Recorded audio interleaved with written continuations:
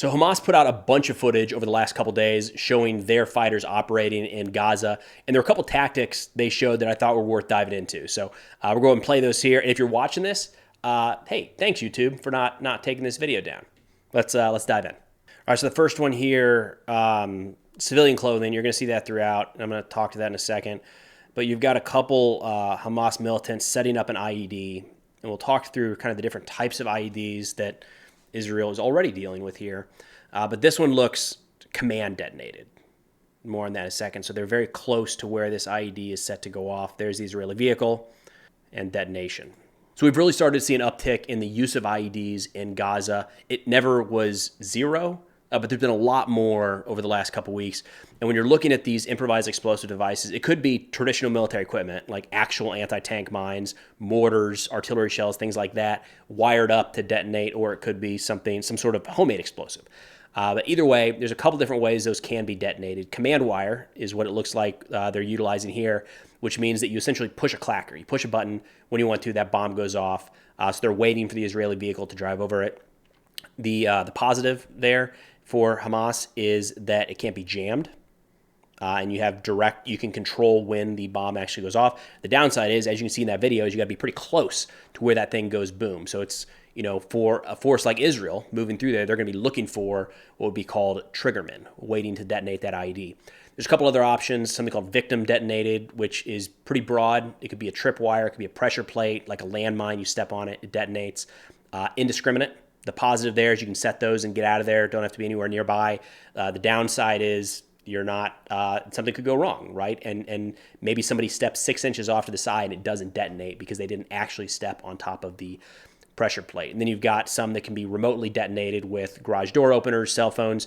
Probably not going to see as many of those in Gaza. Just the jamming technology is so significant right now and so easily deployed that those are becoming increasingly harder to use. So a lot of victim operated to be expected, and then a lot of these command wire as Israeli forces continue.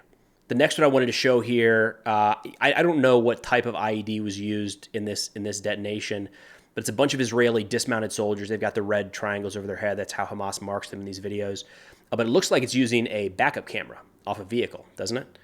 I don't know if the vehicle's parked there and they're just able to access the camera, or if they pulled that out and kind of used it independently. But it's an interesting, either way, right? It's an interesting way to kind of be able to monitor Israeli forces. And then at some point here, as they move near the IED location, Hamas goes ahead and detonates that. So those backup cameras as surveillance tools are an interesting addition to the battlefield. It's not, we got to learn constantly. That's not something we ever dealt with. I ever had to deal with in Afghanistan. I don't remember people talking about coming across those in Iraq. They just weren't that prevalent. I mean, it's only been the last few years where like every car comes with a backup camera. But think about the challenges that poses on the battlefield. Like even if you're planning to search every single car, now you got to think that those cars could be watching to some degree. If someone is able to tap into and utilize that camera from a distance. Of course, that's assuming that what we just saw here was a car that was parked there instead of just, the camera dismantled and set up independently. But either way, think of the surveillance that would allow a group like Hamas over the battlefield. A drone overhead gets spotted right away, gets downed right away. But a car, I mean, one by one, you'd have to search each one of those to dismantle the camera, cover the camera, something like that. And then this one's wild. So you've got an Israeli tank there, and then broad daylight, this Hamas militant, it's a shaped charge of sorts, runs across the street, middle of the day, and ends up planting this thing under the tank and detonating it.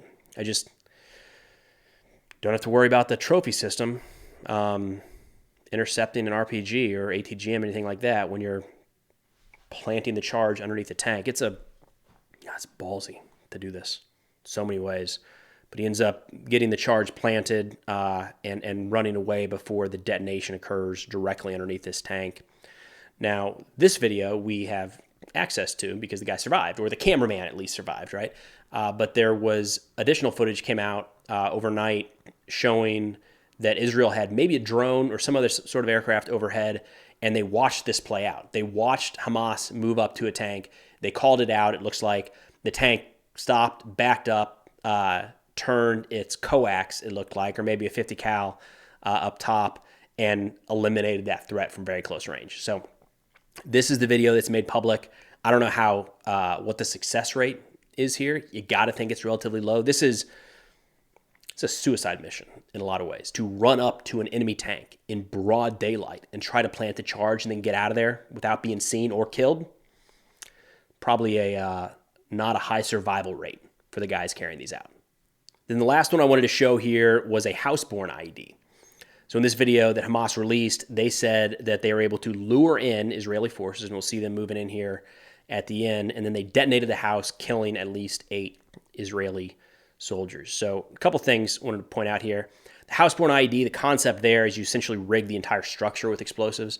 So it's not entirely the blast that is lethal, but the structure often can collapse in on itself. So here you've got the Israeli soldiers moving forward. It's not clear if they were actually lured in here or if this was just in their path of clearance operations. Also wanted to call out the Hamas militants in civilian clothing here. That's all you're going to see. You should not expect to see anything different. They have in some of their propaganda videos put on uniforms and plate carriers and all that. They're not going to do that on the battlefield. There's no incentive. Here we go. Civilian attire, right? One of the major benefits that Hamas or terrorist organizations or insurgent forces have is that they can open fire or carry out military operations and then set that weapon down, walk outside and put their hands up and say, I'm just a civilian. And regardless of what the ROE are, the rules of engagement, it gives you that pause, gives you that hesitation of maybe. Whereas if he walked outside head to toe in Hamas attire, plate carrier, ready to go, he's going to get shot right away, or at least engaged right away. So it is not surprising to see Hamas wearing civilian clothing. And for the most part, one of Hamas's advantages on this battlefield is to blend in with the civilian population. It goes against everything in their interest to make themselves look like an actual military force. But this is supposedly the aftermath of the blast in that building. And then at the very end of this clip, I mean, you can see the devastation, right? Just ripped that place apart. And then at the very end, they show some of the weapons they say they recovered from Israeli forces that were killed in this blast. Now, houseborne IEDs were a very, very significant threat in the fight against Islamic State in Iraq and Syria. And what ended up happening then was rather than walking into these houses and trying to clear, again, imagine the charges on the second floor. You walk into the first floor to clear it, and before you can even get to the second floor, someone detonates that thing on top of the squad or platoon of Israeli soldiers. What happened in Iraq and Syria was they stopped going into those buildings and they just started destroying all of them. That's one of the arguments for leveling an entire block, leveling building after building is, hey, we just went into 3 and every time we went in, that house blew up. We're not going in any more houses. Get rid of them. There's a lot of destruction already in Gaza, but this is the kind of thing that prompts that conversation. So why are we sending people in there? Just drop a bomb from the top, set charges outside, just reduce the entire thing to rubble, get rid of any possible explosives. Now I trimmed each one of these videos to try to be a little more YouTube compliant, but I'll put a link in the description below to the Telegram channels that these are pulled off of if you want to check them out in their entirety. But that's all I've got for now. Thanks for watching. I'll see y'all next time.